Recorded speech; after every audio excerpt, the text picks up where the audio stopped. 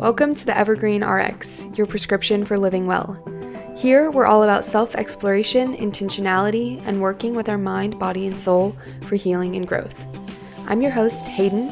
I'm in my 20s and in search of connection, fulfillment, and ways to make sense of the world.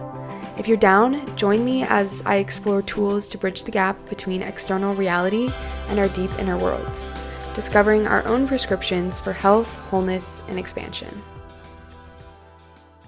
Hello, welcome back to the Evergreen RX. I'm your host, Hayden, and I'm really excited about today's topic, intuition.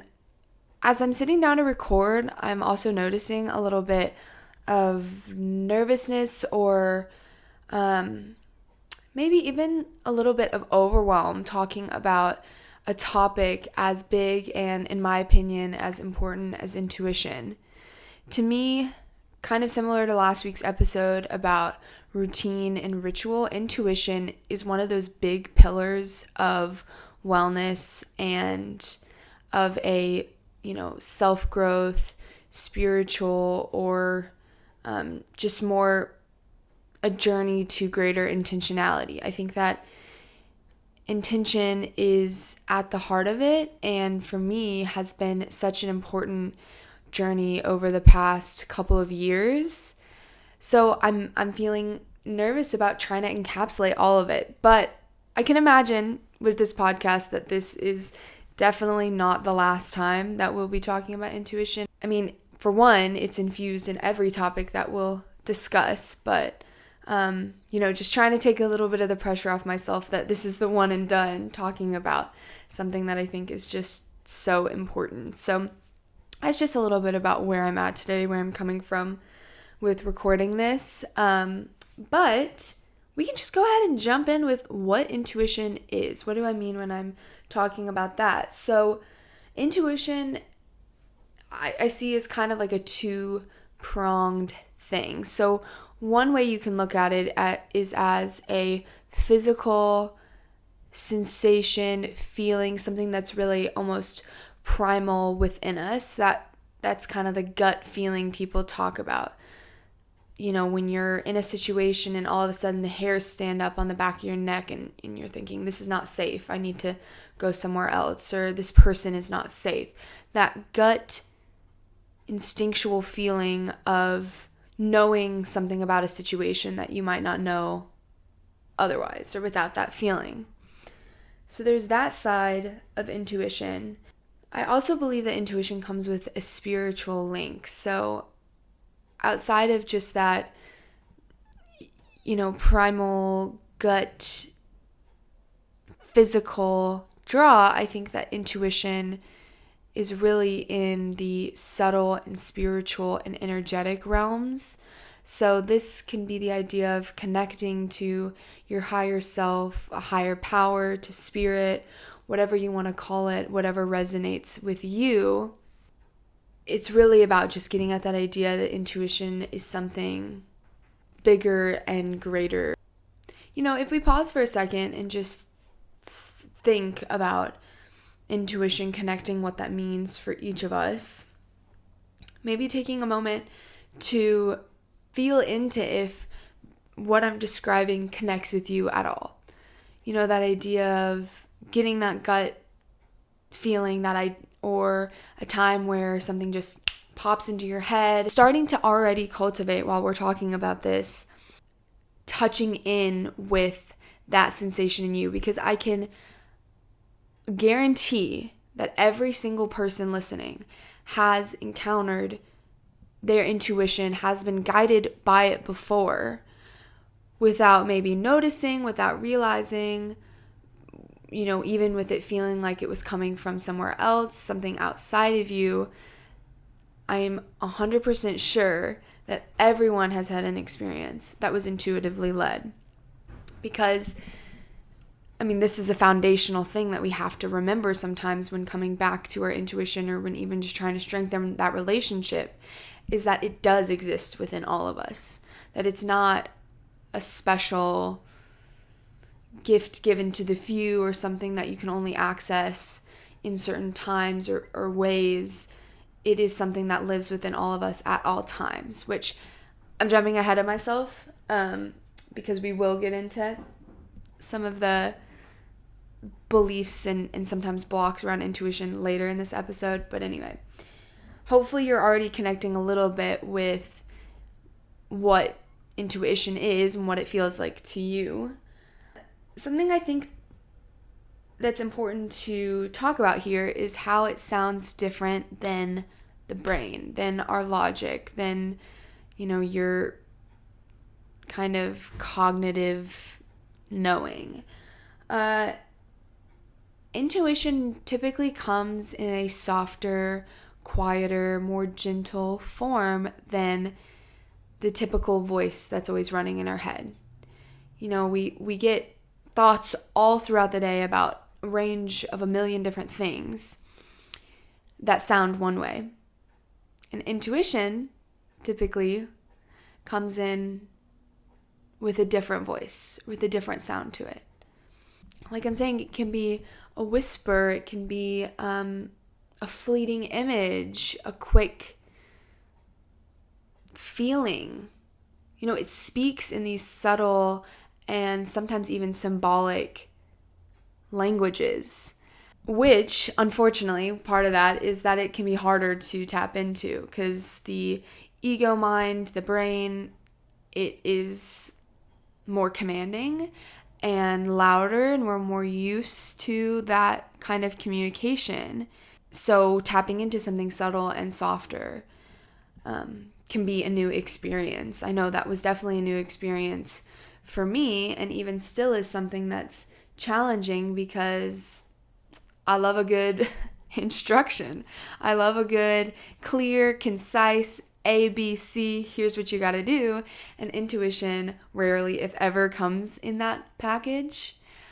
So that can be a practice, getting acquainted with that kind of relationship. This topic is really important to speak about for a lot of different reasons, but one of the foundational reasons that, I started working with my intuition and where I think it has a lot of benefit is in easing the struggle or strife that can come about when making decisions, which, like I was talking about in last episode, we have to do a lot of. And this is from the small, minute things to really big things. We are constantly choosing how to shape our lives and how to spend our time. And that can be overwhelming, and there can be a lot of mental noise and chatter, especially when it comes to some of those bigger or scarier decisions that are pushing us forward and helping us grow. The brain comes in with a loud voice. And when we're on this path of growth and expansion and self-exploration, we're actively accepting the invitation to need to dispute the mind a little bit and to do something different. And so the more that we're able to get in touch with this softer, quieter, more deeply held place of ourselves, the easier it can be to forge new paths and to continue on the self-growth journey, even when the brain is saying, don't do that. This is not what we've always done. This isn't our pattern. This isn't the rules that we've set up.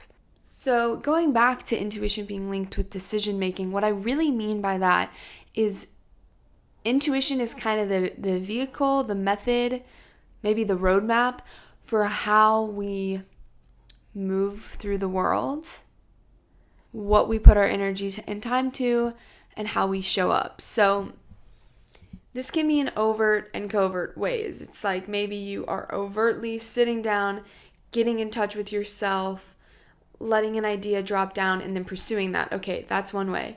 But covert ways is like, you've made a goal for yourself, or you've set an intention for yourself that you want to make new friends. And if you're moving throughout the world intuitively, if you're letting that be your guide, then maybe when you're out at a coffee shop, you just randomly get this, draw to say hi to the person next to you and ask them a question. And you end up striking a conversation and making friends with that person. You don't know where that came from. It was kind of spontaneous. It's not something you normally do. That is your intuition and your access to it flowing through you to guide your actions and your life to help you achieve those goals and desires that you have for yourself. When the actions we take are not solely generated by our brain or by our ego, but instead by our intuition, that's how we get where we want to go faster, smoother, with more ease, with more joy. So maybe you can even think back to examples in your own life. Maybe a time where you met a person, a friend, a relationship, a partner in the last place that you'd expect. Or you stumbled into a job opportunity through someone you knew, or, the most random job posting that normally you wouldn't run across. Or a time when you were searching for a friend in a crowded place and all of a sudden you bumped right into each other. We have an option to look at these situations from a coincidences happen, there's no connection, there's no meaning in this place. But my guess is if you are listening to this podcast and if you clicked on this episode, you're not wanting to just look at life that way anymore. Or you already have a sense that it doesn't, it isn't just all random chance and we're just stumbling around, hoping good things happen to us and that we avoid, pitfalls and roadblocks. My guess is that you already have a sense into what it feels like to be guided, what it feels like to move from a soul-centered place. And you probably know that it feels pretty damn good. And life starts to open up and work out and be beautiful the more you tap into this. And that's not to say bad things don't happen, because I really have such a strong belief that things that don't work out or feel bad in the moment are lessons, are teaching us something, are giving us some kind of gift, even if it's hard. And also a belief that, no emotion is bad. It's just all on the spectrum of emotions. So, we're not just trying to be Pollyanna. Look at how do you make your life sunshine and rainbows?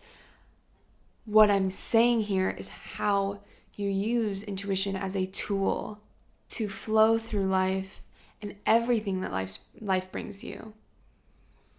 Feeling more supported, more guided, and more aligned with whatever is meant to be brought to you in your life. So, how does it show up? Let's get more into it.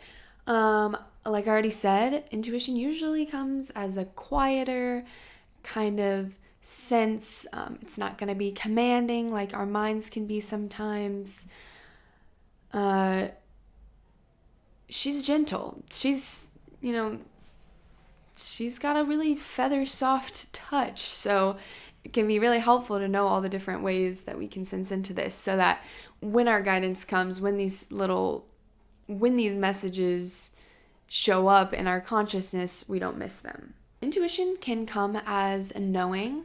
This is that almost like light bulb over the head type of moment. Something just pops into your head. You just know it to be true. I had this happen to me once a long time ago where I was about to go out on the lake, on the water, and I had this bracelet that I loved. It was from this thrift store, and I thought, I need to take this bracelet off. But, I didn't want to. The clasp was kind of hard. I didn't want to have to put it back on. So I didn't. Went out on the boat. Guess what? I lost my bracelet. It's at the bottom of the lake somewhere. So it's that kind of feeling where you get to choose. We always have autonomy whether we follow it or not. But, it can come as that strike of knowing just popping into your head. It can also come as a feeling. I don't know how much personal experience I've had with getting a feeling or an emotion as intuitive guidance, but I would imagine it feels something like, a feeling of pull towards a certain choice over another one where you kind of want to retract from it, or a really positive, happy feeling. Intuition can also come as a sensation. So that's like the hairs standing up on the back of your neck, your stomach dropping, your chest fluttering and feeling almost like it's lifting up. You're almost floating towards something that feels good. It can also come as a smell. That's a fun one. I don't think I've ever had an experience with this either, but it can also come as a mental image. So this can be symbolic images that have some kind of meaning to you. Also, I think colors.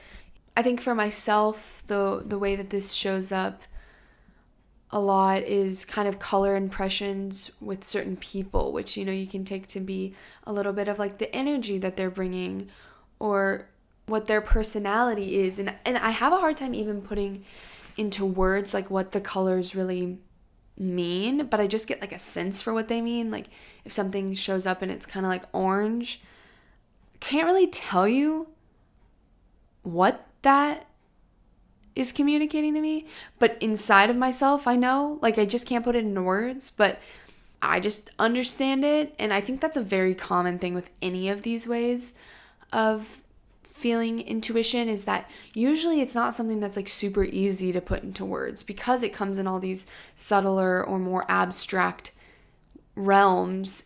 It really isn't something that can just be translated right into language and into logic and into thought.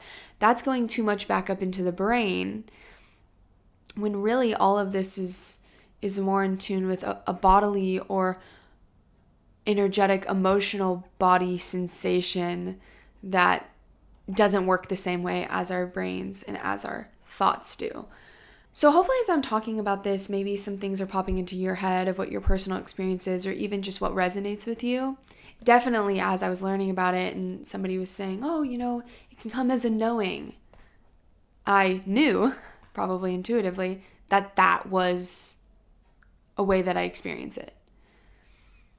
As much as I want to be the person that like hears a clear voice come through or smells something that has some significance to them, I have not really experienced that. That doesn't seem like the way that guidance shows up for me.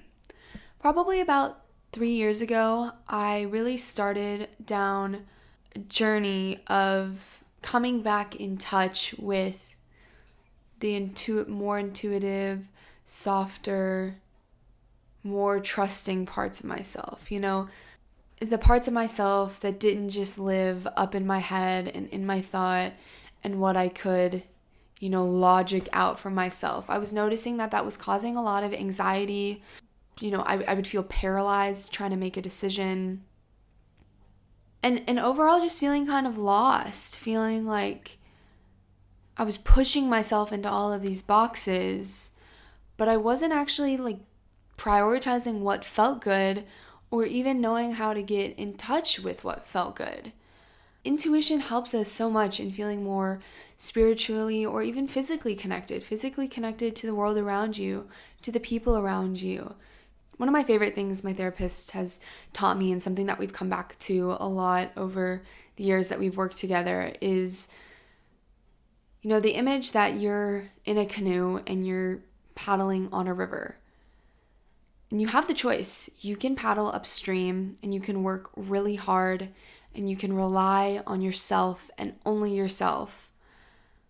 Or you can turn around and see that you are on a stream and you can paddle downstream. You can paddle with the flow, with the river, and with the support that comes with that. And that's the gift intuition gives us, is it doesn't have to be so hard.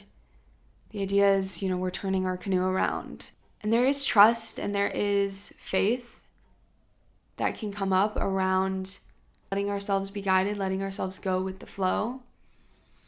But if you can work through that, it's a lot easier.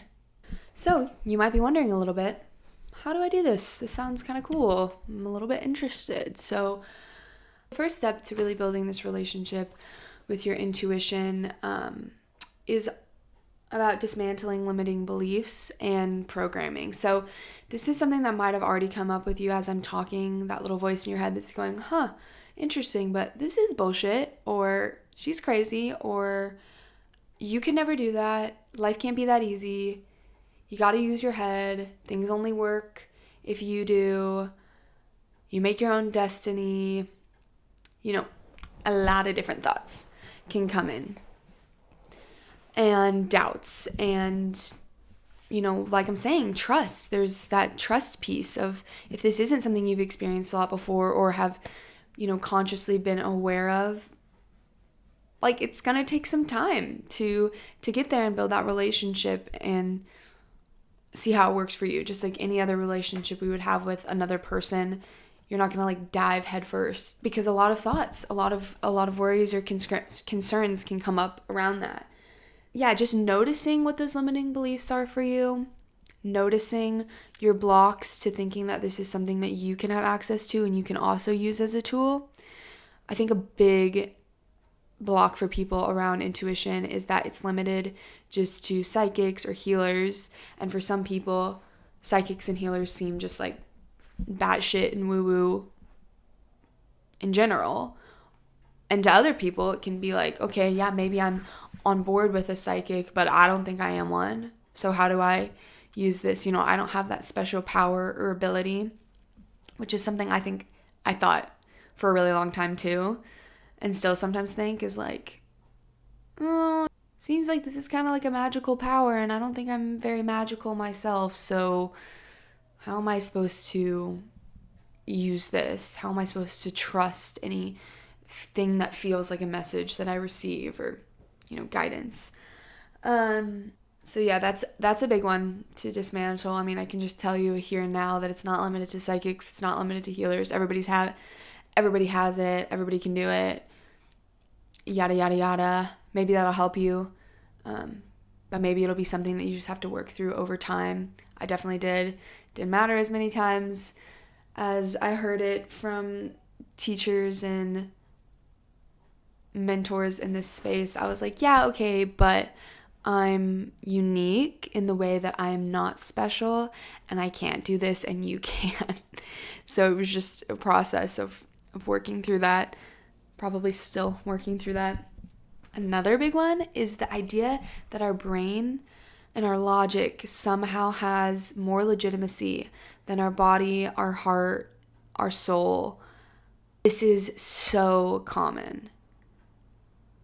I work as a holistic therapist, so I really from the onset tell people, we're going to be working with the body, we're going to be working with the emotions, we're going to be working with your brain too, but your brain is just one of the pieces, one of the tools that we work collaboratively with, that we don't just let commandeer the car and solely be the driver.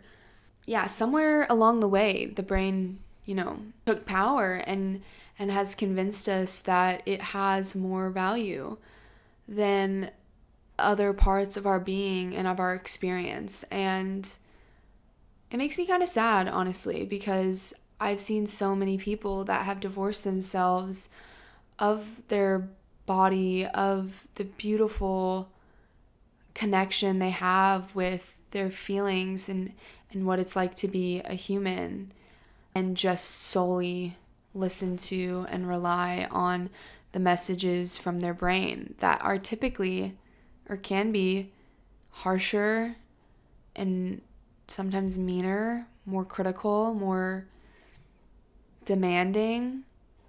And that's unfortunate because every part of us has a really beautiful role in the system of our being, and we want to give each one credence and credit and understand that they're all valuable.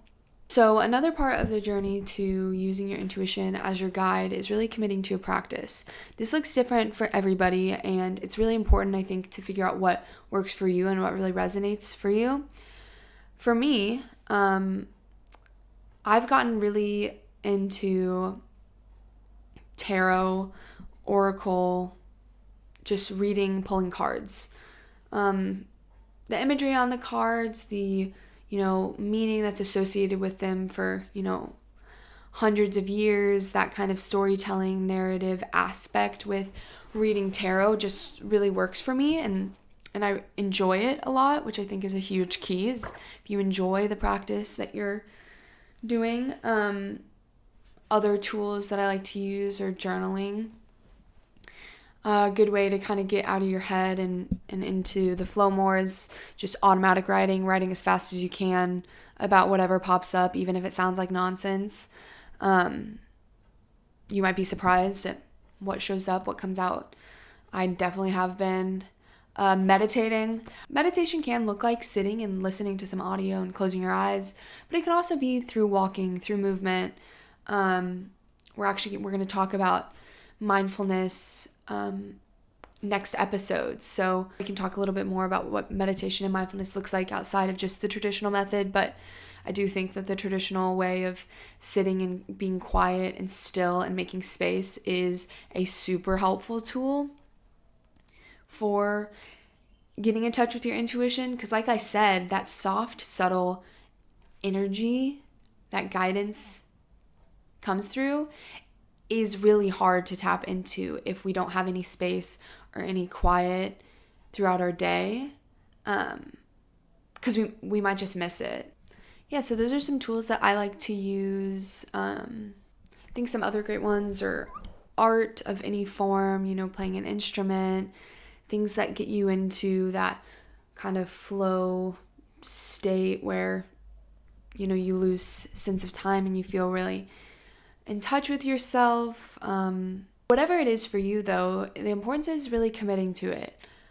Keeping a consistent practice, continuing to show up for yourself, to connect with that part of yourself, to connect with what feels good, and even to thank yourself or thank your higher power for the guidance and support that you are receiving each day. And really creating that practice of noticing how it shows up for you, feeling really grateful, and just cultivating more and more of that awareness that intuition is there for you every day, and it actually does show up for you. Another tip that I have to throw out there is pursuing support and healing and dismantling those, limiting beliefs if you feel like that's something that you need. I can't imagine where I would be without having gone to therapy and really working with my therapist on intuition, on this connection to myself, to a higher power, to the things that really resonate with me. I just don't know where I would be if I had done it alone. There's so much that comes up. There's so many beliefs that have been deeply ingrained, probably were even, passed down in a part of me before I was even born. Like, so many things that have popped up throughout this process that I really needed someone to be there to work through it with and to help me heal. There can be things from the past and traumas that can be really important to heal before you can even feel safe enough sometimes. When we get quiet, when we make space for ourselves, things that are under the surface can bubble up, and there can be emotions with that, or memories or feelings that are challenging to deal with on our own. And I don't say this to scare anybody. It's really just to know what you need. And if you want support, to really access that. And that is, I think, a huge part of the process for a lot of people. And I know definitely is for me.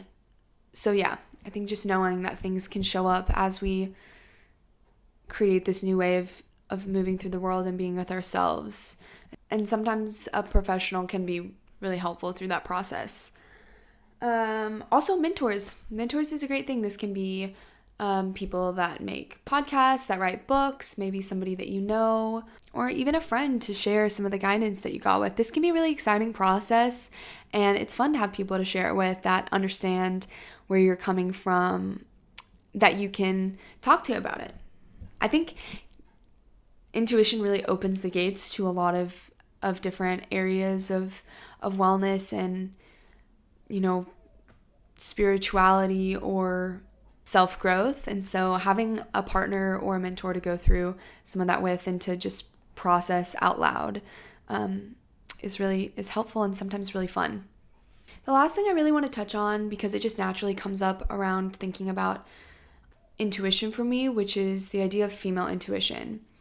Like what we've been talking about with our brain, with cognitive versus body, energetic, softer kind of energy, which is where intuition lives.